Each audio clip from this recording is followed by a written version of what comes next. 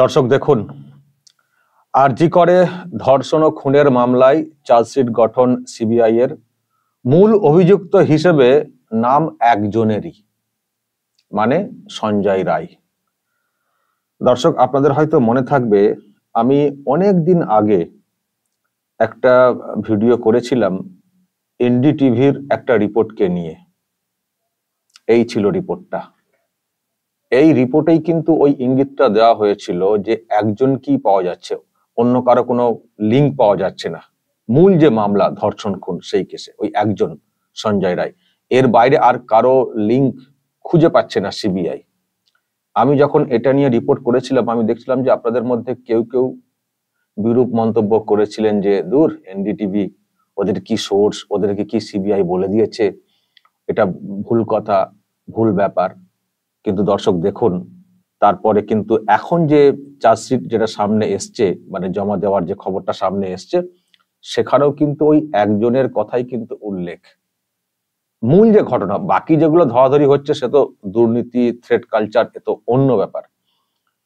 কিন্তু ঘটনার মানে মূল যে ঘটনা, ডাক্তারকে ধর্ষণ এবং খুন, সেখানে কিন্তু মানে যে চার্জশিট, মানে এটা প্রথম চার্জশিট, সেখানে ওই একজনের নামই কিন্তু বলা হচ্ছে। একের বেশি নাম নাকি নেই চার্জশিটে, যেটা আর কি জমা করছে আদালতে সিবিআই। তার মানে কি? তার মানে ওই সব লোপাট হয়ে গেছে আর কি। তো কি করে পাওয়া যাবে? সেন্ট্রাল এজেন্সি তদন্ত করছে, ঠিক আছে, কিন্তু তদন্ত করতে গেলে মানে যেসব লাগবে আর কি ধরার ক্ষেত্রে, লিঙ্ক খোঁজার ক্ষেত্রে, সেগুলো পাচ্ছে না। পাওয়ার তো কথা না।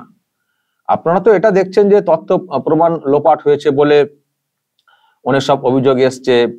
এই যে হাসপাতাল থেকে বডিকে তাড়াতাড়ি নিয়ে চলে যাওয়া, যে মানে যত দ্রুত দাহ করা যায় সেই মানে চেষ্টা হয়েছিল, আপনারা দেখেছিলেন।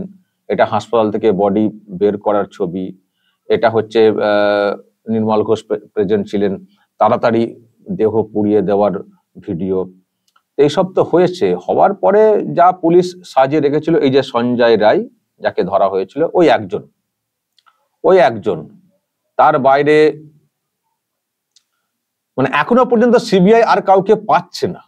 যে চার্জশিট জমা করা হচ্ছে বা হয়েছে, তাতে আর কাউকে মানে পাচ্ছে না সিবিআই। ওই একা সঞ্জয় রায়, যেটা আর কি মানে উঠে আসছে মিডিয়াতে। তার মানে দর্শক এটুকু পরিষ্কার, এবং আরো সব ভিডিও আপনারা দেখেছেন বিভিন্ন সময়ে, যে যেখানে ঘটনা ঘটেছে সেমিনার হল, সেখানে ভাঙচুর করা, সেটাও তথ্য প্রমাণ লোপাটের একটা পার্ট হিসেবেই মনে করা হচ্ছে। তো আপনারা সব দেখেছেন। ফলে দর্শক, এই যে একটা আমরা মানে ব্যাপারটা শুনছিলাম, যেটা একা সঞ্জয় রায়ের কাজ না, আর সেটা আমরা এখনো বিশ্বাস করি না যে একা সঞ্জয় রায় এত বড় কাণ্ড একটা ঘটাতে পারে বলে। এর সঙ্গে একটা গ্যাং যুক্ত, একটা গ্রুপ যুক্ত মিনিমাম, এরকম মানে কাণ্ড ঘটনা হয়েছে, এবং ঘটনার পেছনে আরো সব কথা উঠে আসছে। দুর্নীতির বিষয়ে জেনে যাওয়া, অনেক সব ব্যাপার উঠে আসছে। তো যাই হোক, যে ঘটনা ঘটেছে ধর্ষণ এবং খুন, সেখানে আমরা যেটা ভাবছি, আপনারাও হয়তো অনেকেই ভাবছেন যে একটা গ্রুপের কাজ, ডাক্তাররাও এখানে জড়িত আছে বলে মনে করা হচ্ছে। কিন্তু এতগুলো দিন চলে গেল, সিবিআই তো 50 দিন পার করে ফেলেছে তাদের হাতে মানে তদন্তটা আসার পরে। প্রথমে পুলিশ তদন্ত করে, সিবিআই দেরিতে পেয়েছে। দেরিতে পাওয়া মানে সমস্যা। এই ধরনের ঘটনার সঙ্গে সঙ্গে হাতে পেলে তদন্ত ভালোভাবে করা যায়। মানে এই ঘটনার প্রথম 5 ঘন্টা হচ্ছে খুব ভাইটাল, আর সিবিআই ঢুকেছে কয়েকদিন পরে। তো তারপরেও শুরু করেছে তদন্ত, কিন্তু যেটা বলা হচ্ছে যে যা তথ্য প্রমাণ তারা হাতে পেয়েছে, তার ভিত্তিতে ওই একজনকেই তারা এখনো পর্যন্ত চিহ্নিত করতে পারছে এই ঘটনার সঙ্গে যুক্ত থাকতে পারে বলে। বাকি কাউকে নাকি এখনো নাম উল্লেখ করার মতো পাচ্ছে না। এখন প্রশ্ন, কেন পাচ্ছে না? তো সেটার একটা সহজ উত্তর যেটা আমরা পরিষ্কার বুঝতে পারছি, তথ্য প্রমাণ লোপাট। আর এটাও দর্শক ভাববার যে এতগুলো দিন চলে গেল, সিবিআই 50টা দিন পার করে ফেললো, এই রকম ভাবে তদন্ত চালাচ্ছে। 57 জনকে নাকি জেরা করা হয়েছে, 57। এতজনকে জেরা করা হয়েছে, বয়ান রেকর্ড করা হয়েছে, তারপরেও ওই সঞ্জয় রায়ের বাইরে কাউকে নাকি পাচ্ছে না। ফলে আর কি আদৌ পাওয়া যাবে, আদৌ পাওয়া সম্ভব? দর্শক, আমার তো সেটা নিয়ে প্রশ্ন রয়েছে। আর অন্য কাউকে লিঙ্ক হিসেবে খুঁজে খুঁজে মানে ঘটেছে তো বটেই, সেটা তো আমরা ভাবছি, কিন্তু সেন্ট্রাল এজেন্সি বের করতে পারবে কিনা সেটা নিয়ে কিন্তু খুবই সন্দেহ রয়েছে। যখন এতদিনে পারলো না, আর কি এবার দুর্নীতির মামলা হচ্ছে, সেখানে সব গ্রেপ্তার চলছে, কিন্তু আমাদের তো দুর্নীতির মামলা যেমন একটা মামলা, কিন্তু মূল যে উদ্বেগের জায়গাটা, রাজ্যের মানুষ যেটার জন্য গর্জে উঠেছিলেন, রাস্তাতে নেমেছিলেন, রাস্তা দখল করেছিলেন, সেই মামলার তো কোনো অগ্রগতি সে অর্থে দেখছে না। সেই কলকাতা পুলিশ যাকে গ্রেপ্তার করেছিল, যাকে কলকাতা পুলিশ বা পুলিশ মন্ত্রী ওই একজনই ওই মূল অভিযুক্ত বলে চালিয়ে দেওয়ার চেষ্টা করেছিলেন পুলিশ মন্ত্রী পরিবারের কাছে বলে, দেখছি সেটাই এখনো পর্যন্ত, এর বাইরে নতুন কোনো যোগ, নতুন কারো যোগ, সেটা কিন্তু আমরা এখনো পর্যন্ত জানতে পারছি না। ফলে এই খবর সামনে আসার পরই আমার ওই এনডিটিভির রিপোর্টটা মনে পড়ে যাচ্ছিল, যে আমরাই তো দেখিয়েছিলাম এখানে যে এনডিটিভি এরকম একটা রিপোর্ট করেছে যে একাই নাকি ছিল সঞ্জয় রায়, এর বাইরে কাউকে পাওয়া যাচ্ছে না। সেদিন শুনে অনেকে বিশ্বাস করছিলেন না, কিন্তু এখন তো চার্জশিটে সেটাই উল্লেখ করছে সিবিআই। ফলে এবার তো বিশ্বাস করতেই হবে যে তার মানে ওই একজনকেই পাওয়া গেছে। যদিও ঘটনার বিশ্বাসটা আমরা এটা না, মানে একজনের বেশি সিবিআই বের করতে পারেনি, সেই রিপোর্ট ছড়িয়েছিল, সেটা আমরা এখন ভাবছি যে হ্যাঁ, তার মানে ওটাই ঠিক রিপোর্ট ছিল এনডিটিভি।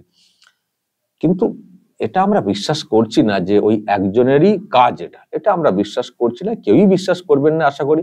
ওনার পরিবারের ডাক্তারের মা বাবা তারা তো বিশ্বাস করবেনই না। কিন্তু এখন যে অবস্থা, আমার তো মনে হয় না আর কাউকে সেন্ট্রাল এজেন্সি খুঁজে বের করতে পারবে বলে এই ঘটনার ব্যাপারে। তার মানে দর্শক কি হলো, তাহলে কি দাঁড়ালো, তাহলে বিচারটা কি হচ্ছে? এখন ধরুন সঞ্জয় রায়ের বিচার হয়ে গেল, তার ফাঁসি হয়ে গেল, ব্যাস হয়ে গেল, আমরা বিচার পেয়ে গেলাম। ওই ডাক্তার অভয়া, যার নাম দেওয়া হয়েছে, বিচার পেয়ে গেলেন। এটা বিচার হলো না, এটা বিচার হবে না, এটা অবিচার হবে। এটা ওই অভয়ার সঙ্গে যেটা হয়েছে সে তো খুবই অন্যায় হয়েছে, তারপরে বিচারের যে জায়গাটা, সেখানেও অবিচার হবে।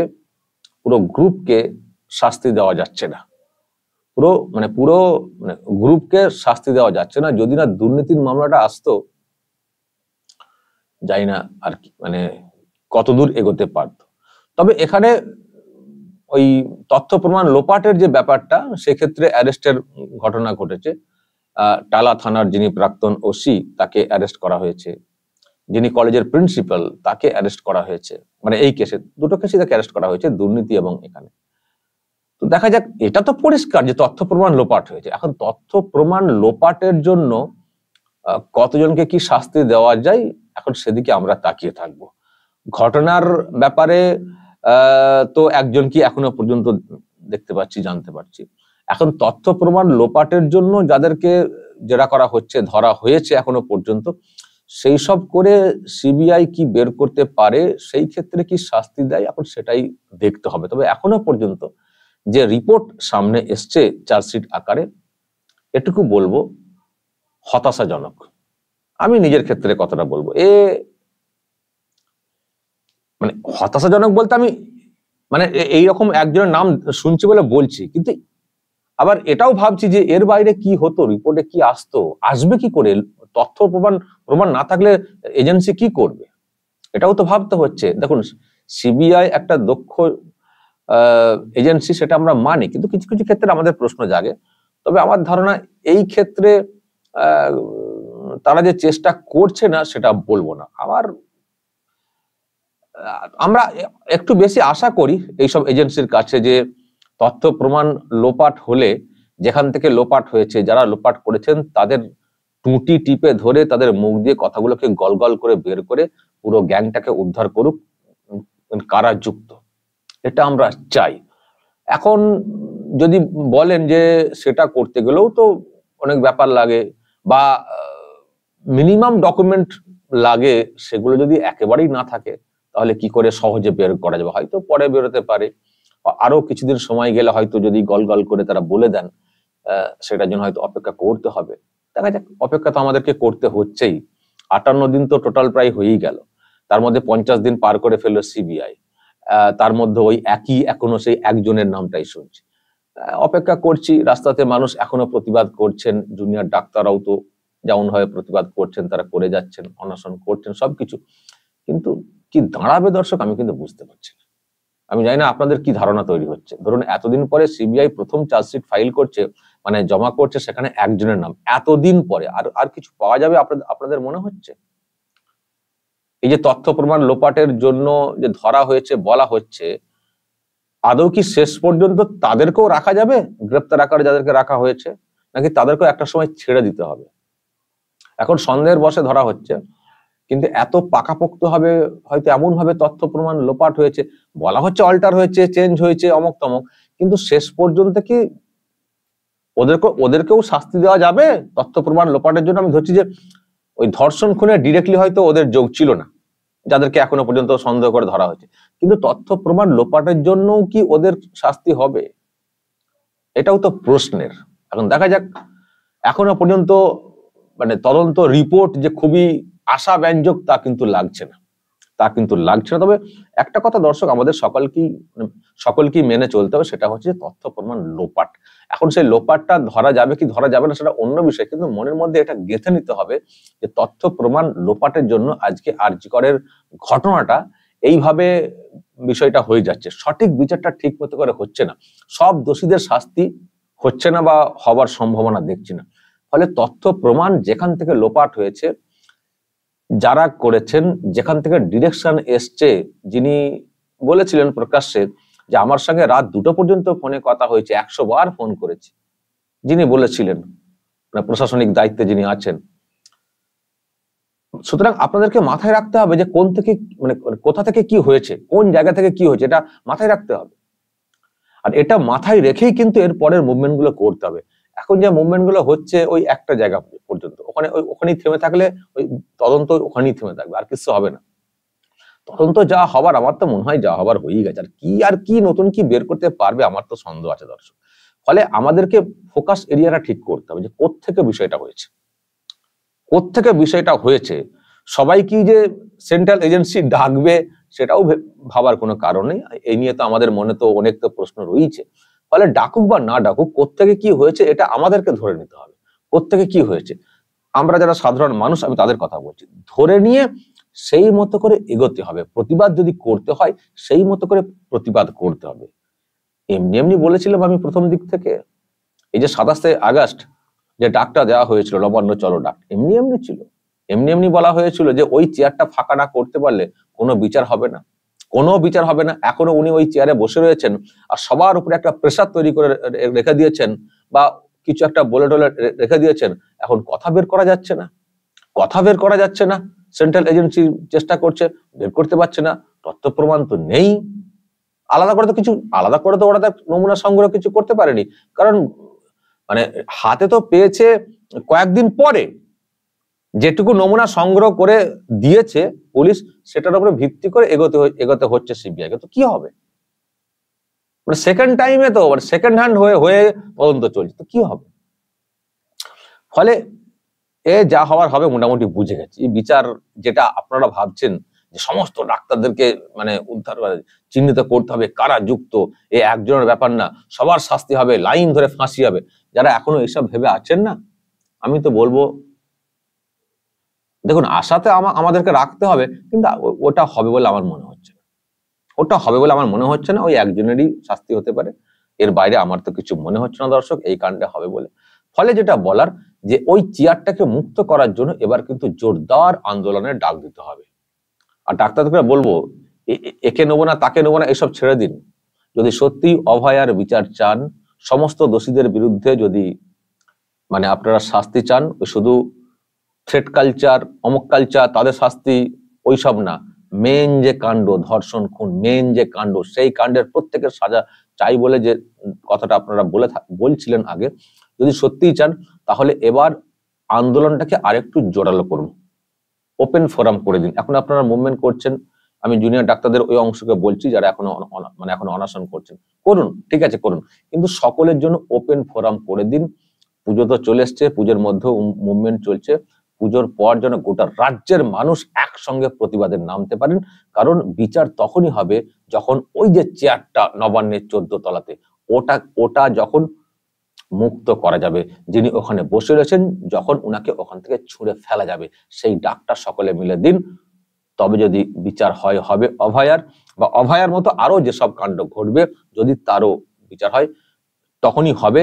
আদারওয়াইজ কিন্তু কোনো বিচারের আমি কোনো অপশন দেখছি না। বুঝতে পারছেন না যে এত কিছু কাণ্ড ঘটার পরেও উনাকে কেমন ভাবে দেখছেন আপনারা?